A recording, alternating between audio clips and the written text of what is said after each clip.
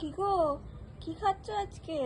আজকে না ব্রেকফাস্ট করতে ইচ্ছে করলো না, তাই জন্য আজকে টোস্ট আর এই যে চায়ে ডুবিয়ে এই টোস্ট আর চা খেয়ে বেরিয়ে যাব। তো আজকে ইচ্ছে করলো, বেশ কালকে খুব বৃষ্টি হয়েছে জানেন তো, প্রচুর ঝড়, আর আমার এখানে অনেক গাছপালা, তো সে এত পাতা ছাদের ওপরটা পুরো ভর্তি হয়ে গেছিল। সেই সব পরিষ্কার করতে করতেই আজকে সময় চলে গেছে।